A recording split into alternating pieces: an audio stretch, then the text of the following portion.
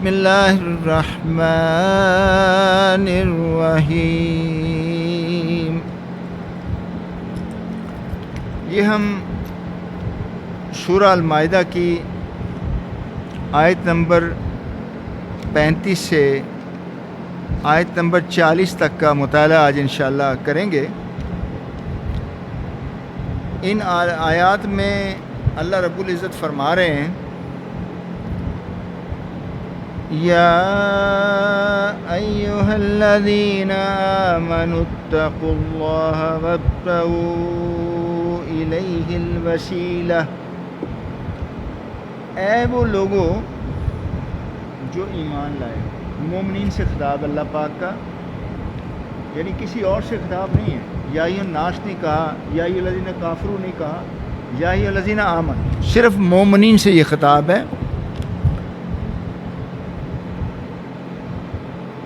اللہ تعالیٰ کیا فرما رہے ہیں کہ میرا تقوی اختیار کرو، یعنی میرا ڈر جو ہے وہ قائم کرو۔ تمہارے دل میں میری خشیت ہونی چاہیے کہ میں تمہیں ہر وقت دیکھ رہا ہوں، چاہے آپ حضر میں ہیں یا سفر میں ہیں، گھر میں ہیں یا باہر ہیں۔ اللہ رب العزت کی ذات آپ کو دیکھ رہی ہے، آپ کو واچ کیا جا رہا ہے۔ ایک ایک آپ کی چیز، ایک ایک آپ کا ایکشن، ایک ایک آپ کا لفظ، ہر چیز نوٹ ہو رہی ہے۔ اللہ تعالیٰ کہتے ہیں میرا تقوی اختیار کرو، یعنی مجھ سے ڈرو۔ ڈر کوئی ایسا نہیں کوئی جیسے جن بھوت سے ڈرتا ہے، مطلب وہ خشیت کہ اللہ سے ڈرنا ہے، برے کاموں سے بچنا ہے اور اچھے کام کرنا ہے، یعنی برے کاموں سے ہم نے بچنا ہے۔ وَابْتَغُوا إِلَيْهِ الْوَسِيلَةَ، اور تلاش کرو اللہ کا قرب، یعنی اللہ کی نزدیکی کو تلاش کرو کہ کس طرح ہم اللہ کے قریب جا سکتے ہیں۔ اب دیکھیں اسی وسیلہ پہ، اب جب اذان ہوتی ہے، اللہ کے رسول مقبول نے فرمایا جو اذان کی بعد کی جو دعا ہے وہ آپ سب کو پتہ ہی ہوگا ماشاءاللہ، کہ اللہم ربا ھذہ الدعوۃ التامۃ والصلاۃ القائمۃ آت محمد الوسیلۃ والفضیلۃ والدرجۃ الرفیعۃ وبعثہ مقام محمودہ الذی وعدتہ وارزقنا الشفاعۃ یوم القیامہ انک لطیف المیعاد۔ رسول کریم نے فرمایا کہ جو میرا امتی اذان کے بعد دعا کو پڑھے گا تو میرے اوپر اس کی شفاعت لازم ہو جائے گی۔ سمجھ رہے ہیں بات کو؟ اللہ کے رسول مقبول فرما رہے ہیں کہ جو اذان کے بعد اس دعا کو پڑھے گا کتنی دیر لگتی ہے، تو میرے اوپر، اللہ کے رسول کہتے ہیں میرے اوپر اس کی شفاعت لازم ہو جائے گی۔ اب میں آپ سے پوچھتا ہوں کہ مقام محمود کیا ہے اور وسیلہ کیا ہے؟ کیا کوئی بتا سکتا ہے کہ مقام محمود کیا ہے اور وسیلہ کیا ہے؟ دونوں کیا ہیں؟ دونوں میں فرق کیا ہے؟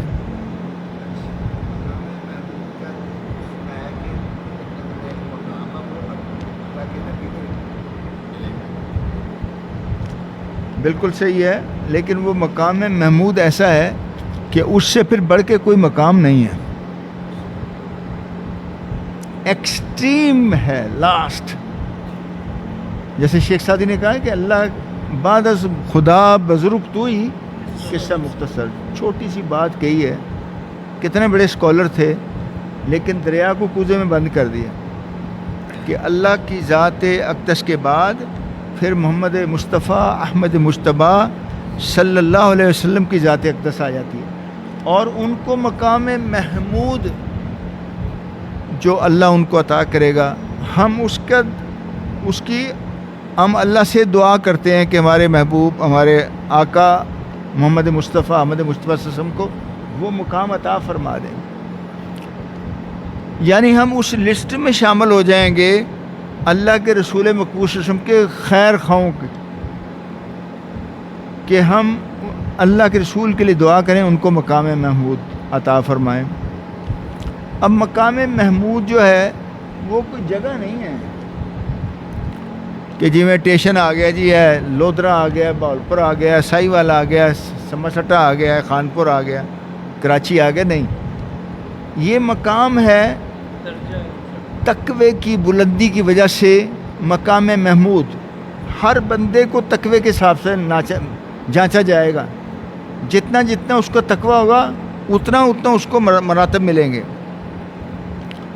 جتنا جتنا ان اکرمکم عند اللہ اتقاکم، اللہ تعالیٰ نے کہا کہ میرے نزدیک کسی بندے کیا جو مقام ہے، اس کا جو درجہ ہے، اس کا جو اللہ تعالیٰ کہتے ہیں نا کہ کسی بندے کا اکرام کتنا ہے، اس کے تقوی کی بنیاد پہ ہے، اس کی مال و دولت کی بنیاد پہ نہیں، اس کی تعلیم کی بنیاد پہ نہیں، اس کے خاندان کی بنیاد پہ نہیں، وہ تقوی کی بنیاد پہ ہوگا. ان اکرمکم عند اللہ اتقاکم. تو وہ مقام محمود ہے. وسیلہ کیا ہے؟ اب آدھا جواب تو آپ نے دیا ہے لیکن آدھا رہ گیا. اللہ تعالیٰ کی بتائیں. اللہ تعالیٰ کی جی اللہ تعالیٰ سے جو ہے نا، اللہ تعالیٰ کی تلاش نہیں، وہ تلاش تو وسیلہ کے دو معنی ہیں نا. یعنی قرب اللہ تعالیٰ کا حاصل کرنا، وہ میں نے عرض کیا نا، وسیلہ اللہ کے قریب ہو جاؤ. لیکن وسیلہ، اس کو حاصل کرنے کے لیے ہاں جی، وسیلہ ایک مقام ہے وہاں پہ، جو وہ مقام بھی اللہ کے رسول مقبول صلی اللہ علیہ وسلم کو حاصل ہوگا. وہ وسیلہ ایک مقام، ایک جگہ کا نام ہے جو اللہ کے سب سے زیادہ قریب ہوگی. اس جگہ بھی، وہ جگہ بھی اللہ کے رسول مقبول صلی اللہ علیہ وسلم. یعنی دوسرے لفظوں میں یہ مقام جو یہ وسیلہ ہے وہ اس کو ملے گا جس کو مقام محمود. تو یہ تھوڑا سا ڈیلیکیٹڈ فرق ہے، لیکن ویسے اس کا مطلب یہ ہے قرب. وسیلہ کا مطلب اللہ کے قریب ہو جانا نا، اللہ کی قربت ہے بہت زیادہ. تو یہ ایک ڈیلیکیٹڈ پوائنٹ تھا جو میں نے آپ کے سامنے رکھ دیا. جنرلی ہمارے حضرات جو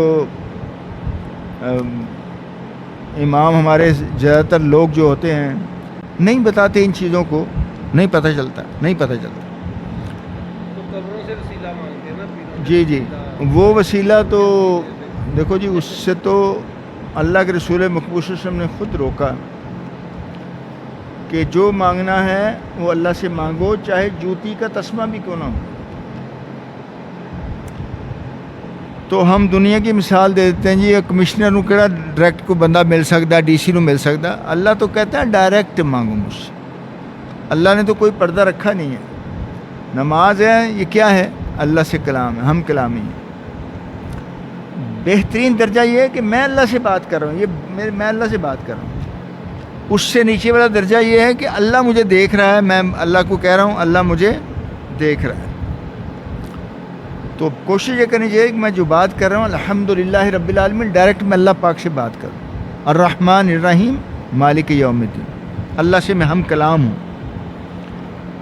وَجَاهِدُوا فِي سَبِيلِهِ لَعَلَّكُمْ تُفْلِحُونَ. وَجَاهِدُوا کا مطلب جہاد کرنا بھی ہے، اور جہاد کا مطلب کیا ہے؟ کوشش کرنا، جہد کرنا، ٹرائی کرنا، اٹیمپٹ کرنا. تو مطلب یہ ہے کہ جہد کرنا. اور جہد صرف تلوار سے نہیں ہو سکتی، تلوار سے ہی نہیں ہو سکتی، قلم سے بھی ہو سکتی ہے، بات چیت سے بھی ہو سکتی ہے. آپ ویسے جا کے لوگوں کو تبلیغ بھی کر سکتے ہیں، آپ اچھا درس بھی دے سکتے ہیں، اللہ کے رسول مقبول کی بات کو آگے تک پہنچا سکتے ہیں. آپ لکھ کے بھی جو جہاد کر سکتے ہیں، آپ تلوار سے بھی کر سکتے ہیں. گو کہ جہاد کی چوٹی جو ہے وہ تلوار ہے.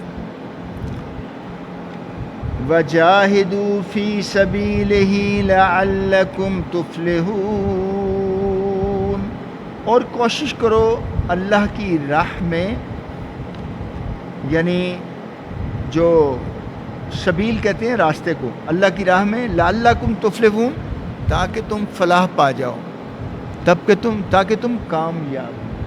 تاکہ تم کامیاب ہو.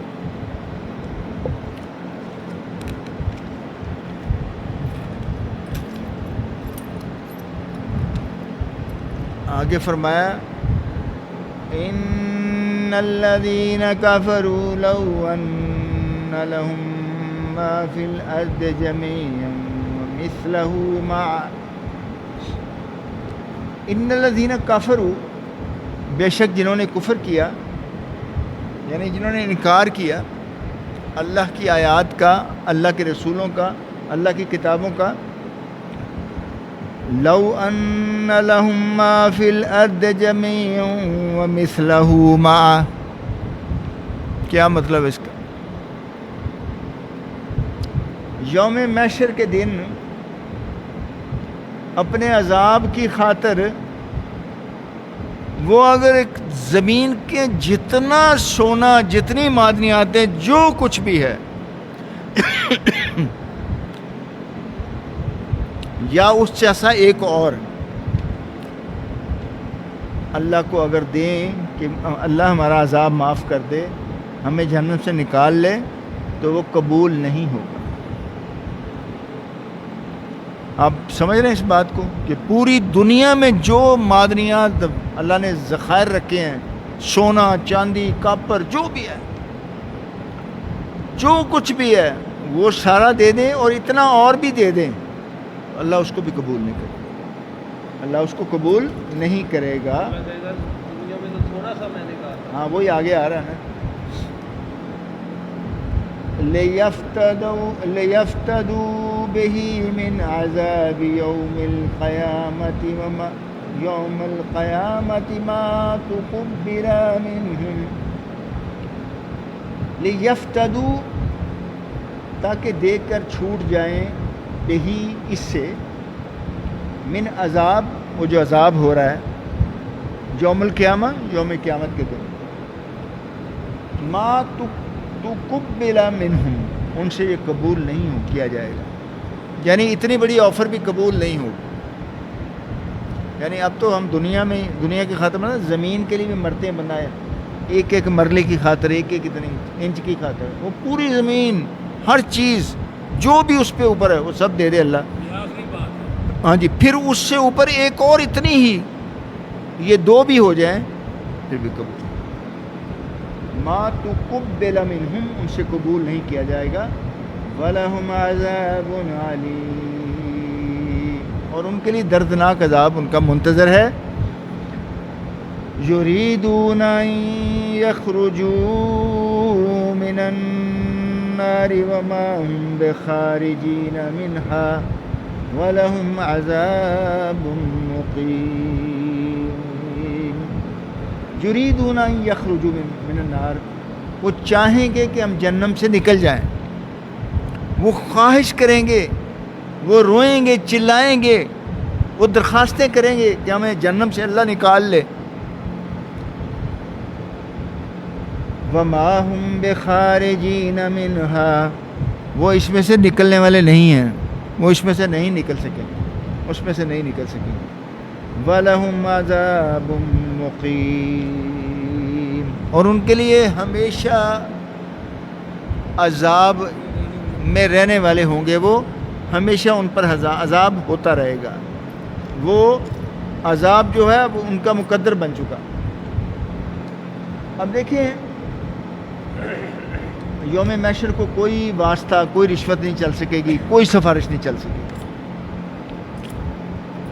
ایک کافر جہنمی کو ایک واقعہ اللہ کے رسول نے بتایا، یہ متفق علیہ حدیث ہے، بخاری میں بھی مسلم میں بھی. اس کو لایا گیا، اللہ تعالیٰ نے کہا اس کو لے کے آؤ. اس کو کہا بھئی کیا تو تیار ہو جائے گا اس بات کے لیے کہ زمین بھر سونا جو ہے تو اس عذاب سے بریت کے لیے دے دے؟ بھائی میں دینا.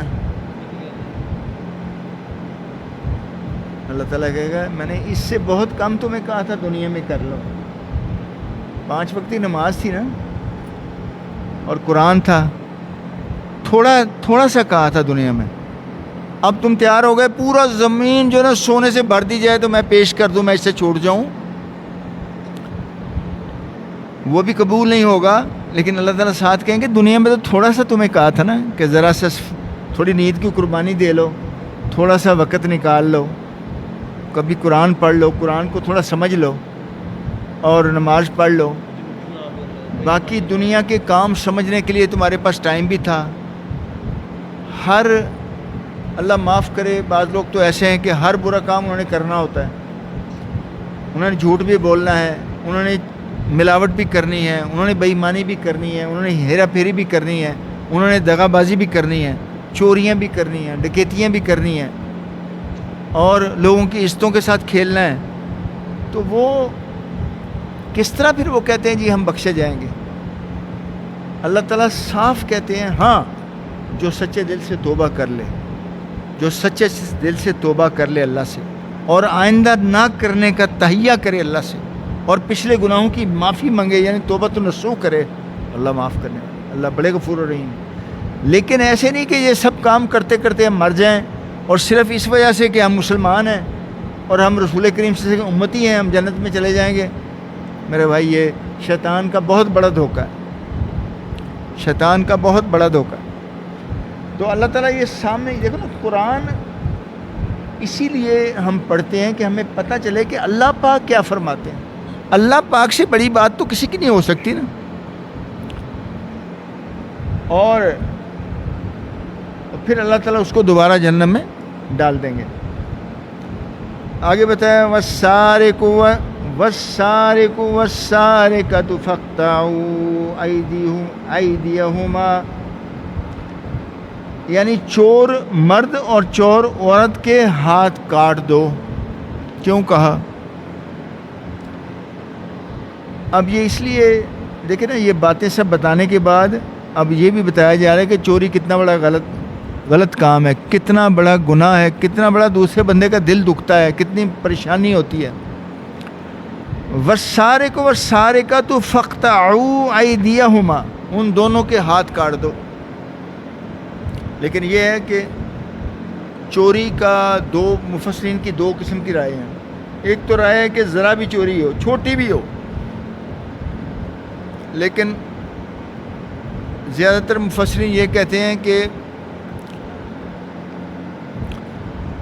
1/4 دینار، 1/4 دینار یا 3 درہم کے برابر، کم از کم 3 درہم کی ہو، اس سے نیچے کی چوری کا ہاتھ نہیں کاٹا جائے گا۔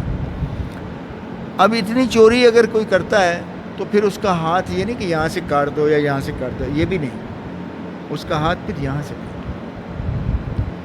اور یہ کیوں سخت سزائیں اسلام میں؟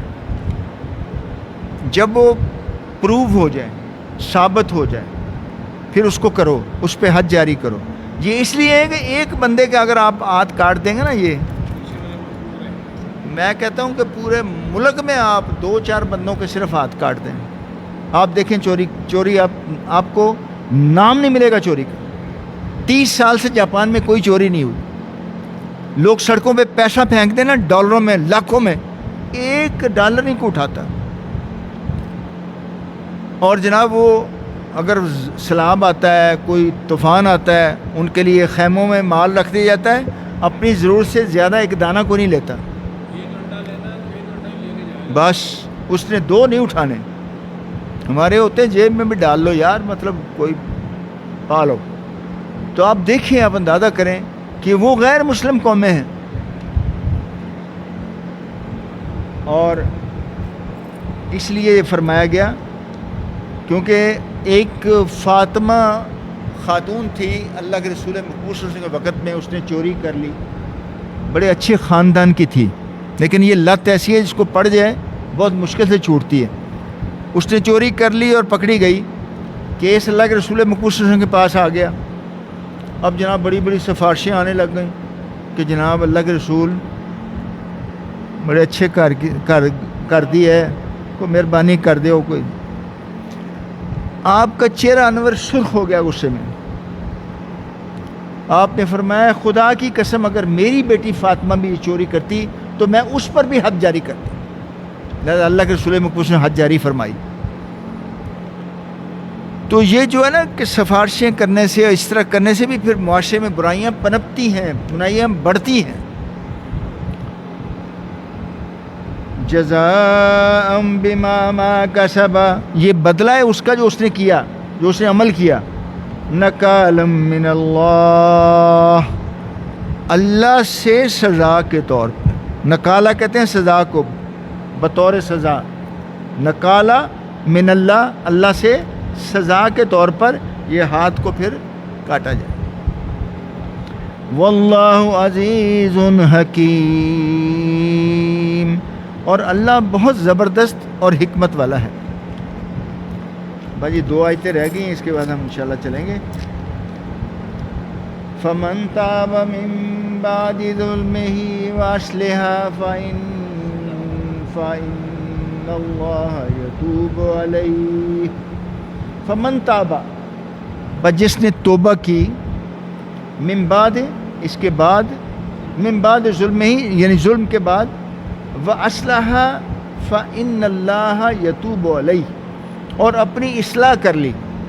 یعنی دیکھو نا یہاں یہ بھی توبہ کی، اللہ سے توبہ کی، اپنی غلطی پر پشیمان ہوا اور آئندہ نہ کرنے کی پکا عہد کیا. تو پھر کیا ہے؟ ان اللہ یتوب علیہ، پھر اللہ اس کی طرف متوجہ ہو جاتا ہے، اللہ پھر اسی توبہ کو قبول کر لیتا ہے. ان اللہ غفور الرحیم، اور اللہ بہت ہی مہربان اور معاف کرنے والا ہے. لیکن یہاں پہ مفسرین کہتے ہیں کہ توبہ کس وقت ہو؟ کیا جب وہ پکڑا جائے بندہ اس کے بعد وہ توبہ کرے تو معافی ہو جائے گی، یا اس سے پہلے توبہ کرے؟ تمام مفسرین کی رائے یہ ہے کہ پہلے اگر وہ توبہ کر لے، پکڑے جانے سے پہلے، اور اسلامی حکومت کے مطابق زندگی گزارنے کی آئندہ وعدہ کر لے کہ جی میں جو احکامات ہیں، جو شریعت محمدیہ ہے صلی اللہ علیہ وسلم، اس کے مطابق عمل کروں گا، اور میں گناہوں سے معافی مانگتا ہوں، اللہ سے توبہ کرتا ہوں، اللہ اس کو معاف کرنے والا ہے، بلکہ حکومت بھی اس کو معاف کر سکتی ہے. لیکن جب وہ پکڑا جائے پھر اس کی معافی نہیں ہے، پھر اس کو سزا دینی پڑے گی. اور یہاں پہ ایک قرآن کی آیت ہے، بڑی خوبصورت آیت ہے، فَمَنِ اتَّقَىٰ وَأَصْلَحَ فَلَا خَوْفٌ عَلَيْهِمْ وَلَا هُمْ يَحْزَنُونَ. جس نے اللہ کا تقوی اختیار کیا اور اپنی اصلاح کر لی، پھر اس کو وہاں کوئی خوف بھی نہیں ہوگا، نہ کوئی اس کو خطرہ ہوگا. أَلَمْ تَعْلَمْ أَنَّ اللَّهَ لَهُ مُلْكُ السَّمَاوَاتِ وَالْأَرْضِ. أَلَمْ تَعْلَمْ، کیا تمہیں علم نہیں ہے؟ اللہ تعالیٰ پوچھ رہے ہیں. أَلَمْ تَعْلَمْ، تو جانتا نہیں، تمہیں پتہ نہیں ہے؟ ان اللہ، کہ یقیناً اللہ، لہو ملک السماوات والارض، یہ جو تمام زمین و آسمان ہے وہ اللہ کے ہیں. اللہ یعنی بادشاہت اللہ کی ہے، یعنی یہ ساری سلطنت جو ہے نا اللہ کی سلطنت کے انڈر ہیں سب. اللہ کے جو سلطنت ہے یعنی جو بادشاہت ہے اس کے تحت ہے سب زمین و آسمان. یعذب من یشاء ویغفر لمن یشاء، جس کو چاہے عذاب دے اور جس کو چاہے معاف کر دے، وہ اس کا ڈسکریشن ہے. وہ جس کو چاہے پکڑ لے اور جس کو چاہے معاف کر دے. واللہ علی کل شیء قدیر، وہ ہر چیز پر قادر ہے.